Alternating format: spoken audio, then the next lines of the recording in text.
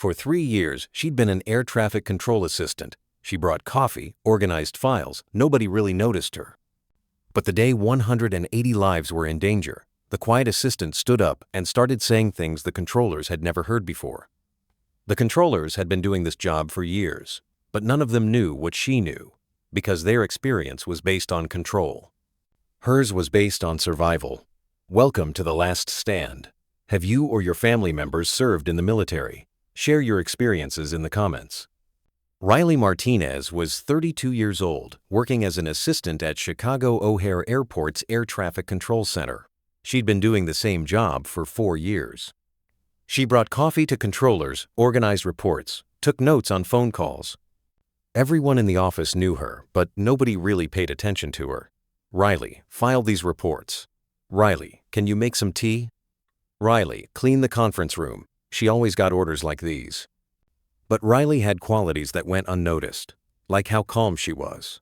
When crisis moments happened in the office, while controllers got stressed, she never panicked. And her listening ability.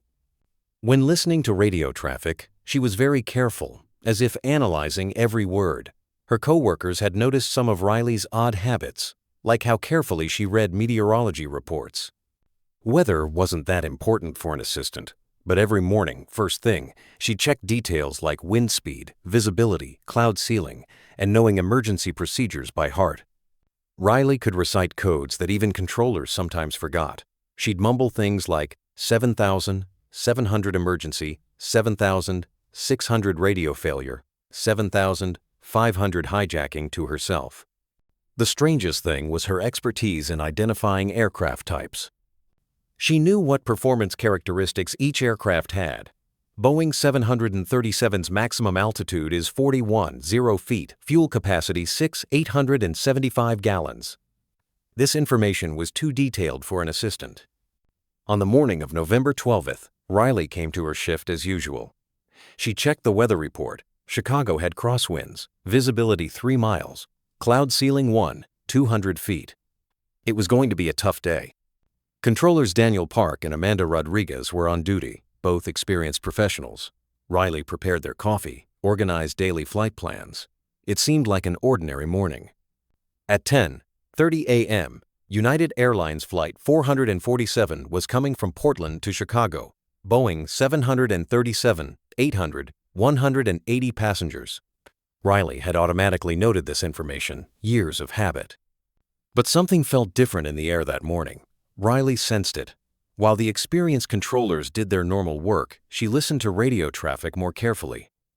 At 10:45 a.m., the first strange report came from United 447. Chicago approach, United 447. We're getting vibration from the left engine. Checking it out. Daniel reached for his microphone. United 447, Roger. Maintain your position. Stand by. Riley looked up. Engine vibration usually wasn't a serious problem, but she noticed the concern in his voice. The pilot's tone sounded familiar. A few minutes later, the second call, Chicago approach, United 447, left engine parameters abnormal, running emergency checklist. This time, Amanda responded, United 447, understood, priority handling, direct routing to O'Hare. Riley slowly stood up, standing behind the controllers. She was listening to radio traffic, but uneasiness was growing inside her. At 11:00 a.m., the third call came, and this time it was terrifying. Mayday, Mayday, Chicago approach, United 447, left engine shut down, fuel leak. Need emergency landing. Daniel's face went pale. Amanda immediately started emergency protocol. Fire, ambulance, all emergency services went on alert. The uneasiness inside Riley had now turned to fear. Flying with one engine on a Boeing 737 was possible, but if there was a fuel leak, the situation was much more serious. Fire risk, explosion danger. United 447, Roger Mayday, runway 10R cleared for landing. Emergency vehicles standing by, Amanda said. But the pilot's response froze everyone. Chicago approach, we have control problems. Flight controls not responding, can't maintain altitude. The controllers had panicked. The aircraft wasn't just experiencing engine problems, it also had issues with control surfaces. This was a very dangerous situation for a Boeing 737. Daniel called on radio. United 447, try runway 4L as alternative, longer runway. Negative, Chicago. Our hydraulic pressure is low, can't get landing gear down. And we're still losing altitude. Amanda turned to another controller. Call the supervisor, get the emergency committee together. Riley couldn't stay in the background anymore. A voice inside her told her how critical the situation in the aircraft was. There were 180 people on that plane. And at its current trajectory, they would crash into downtown Chicago before being able to land. Chicago approach, United 447, complete control loss, no ejection seats, 180 passengers on board. The panic in the pilot's voice was now clear. Daniel and Amanda looked at each other. There was very little they could do in this situation. Alternative routings, emergency fields, but none of them were sufficient for the current situation. That's when Riley stepped forward. Daniel, just a minute, she said quietly. Riley, this isn't the time. We have an emergency. I know, and I can help you. Amanda looked surprised. You're an assistant, Riley. What could you know about this? Instead of answering, Riley reached for the microphone. Daniel tried to stop her, but the determination in Riley's eyes stopped him. United 447, this is Chicago approach emergency. What's your current status? The pilot's response was hopeless. Chicago, slats jammed, hydraulics down, manual reversion, altitude 8, 0 descending. Who's responding? Riley's voice had changed. The coffee-bringing assistant was gone, replaced by someone completely different. United 447, copy your situation. Even in manual control mode, you can stabilize the aircraft. Use elevator trim, make small inputs. Daniel looked shocked. Riley, how do you know these terms? Riley ignored them, continuing to talk to the pilot. United 447, do you have symmetric thrust? Take right engine to idle. You can control direction with rudder. Chicago, who's talking? This voice is different? United 447, emergency assistance, follow instructions. What's your pitch attitude now? The controllers were looking at Riley as if they were seeing her for the first time. How did this woman have so much technical knowledge? Chicago, pitch 15 degrees down, speed increasing, altitude 6,500. United 447, bring pitch to 5 degrees, use differential thrust. Increase right engine power, apply left rudder. Riley's commands were so precise and confident that the pilot didn't question them at all. And they were working too. Chicago, aircraft is leveling. I have pitch control. How did we do that? Amanda whispered. Riley, are you a pilot? Riley just nodded, continuing to talk to the pilot. United 447, now we're going to approach configuration. You'll need to do manual gear extension. Chicago, without hydraulic pressure, landing gear won't work. It will. There are emergency procedures. Do you have manual access to the gear bay? Riley knew the aircraft's emergency manual by heart. The controllers were looking at her in amazement. United 447, in the cockpit, under the right pilot seat, there's an emergency gear lever. Have the co-pilot check. A few seconds of silence, then the pilot excitedly. Chicago, we found the lever, but it takes a lot of force to pull. United 447, both of you pull together. It needs 90 pounds of force. You'll hear a clicking sound. Pulling, pulling. Got it. Landing gear is down. Green lights are on. Everyone in the office held their breath. Riley's instructions were working. Excellent. United 447. Now prepare for final approach. Runway 10R, wind 270 at 15, gusts to 22. Chicago, very strong wind. Can we land in this condition? You can.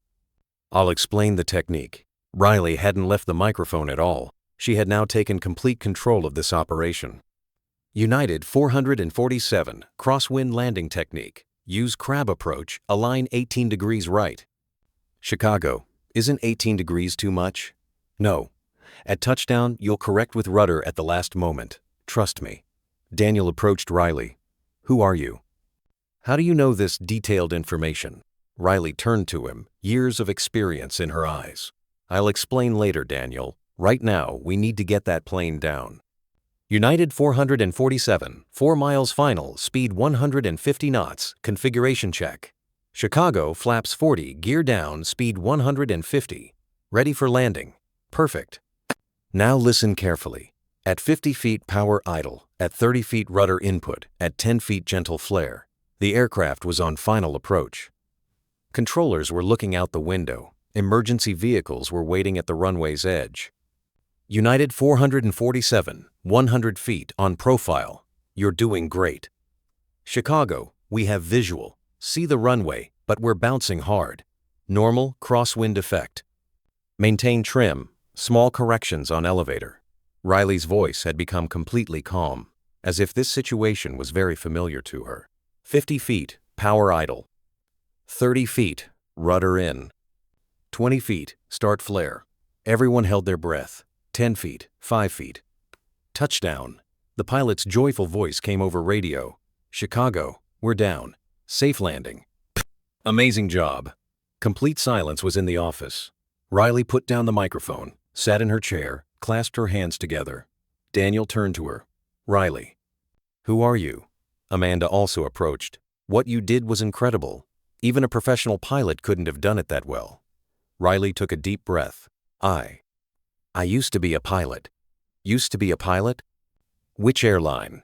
Riley raised her head, distant memories in her eyes. "Not an airline." "Air Force." Daniel's eyes widened. "Air Force? F-16 Fighting Falcon. 8 years active duty, 247 flight hours. 2 combat deployments." Amanda looked shocked. "You were a fighter pilot? F-16? 2010 to 2018. 2 tours in Afghanistan, 1 in Syria. My call sign was Phoenix." The controllers looked at each other. Riley Martinez, the coffee-bringing assistant, was actually an elite fighter pilot. Daniel asked, "Why did you leave the Air Force?" Riley's expression changed, pain appearing in her eyes. "In 2018, we were on a mission in Kabul. Close air support, supporting ground troops. Intelligence was wrong. We were too close to a civilian compound." Her voice began to tremble. "We realized after bomb release, 30 civilian casualties. There were children." Deep silence fell in the office. Investigation concluded it wasn't pilot error, it was intelligence failure. But I blamed myself. Every night I saw those children's faces. "I was diagnosed with PTSD," Riley continued. "Therapy, medication, but I couldn't fly anymore. Every simulator session reminded me of that mission. Military Medical Board declared me unfit to fly, medical retirement. I was 28, didn't know what I'd do with the rest of my life." Amanda's eyes filled with tears. How difficult that must have been. "I was lost for 2 years. Depression, anger, survivor's guilt. But then therapy started working. I learned that I became a pilot not to kill children, but to save lives." Riley stood up, looked out the window. "And today, I saved 180 lives. Maybe that's why I'm here." Just then, Supervisor Mike Johnson came into the office, followed by the airport manager and United Airlines operations manager. "United 447 crew wants to talk to you," Mike said. "I heard what you did. Incredible professional work." Riley nodded. "I just helped." "No," said the United manager. "You saved 180 lives. Captain Hendricks has been flying for 22 years, has never seen such emergency assistance." Pilot Captain Hendricks called on radio. "Chicago Control, United 447. Can I find out who I was talking to? I want to thank that person." Mike handed the microphone to Riley. "United 447, this is Riley Martinez. Former Air Force, F-16 pilot. Riley, this is Captain Hendricks. Ma'am, what you did today. You saved 180 lives.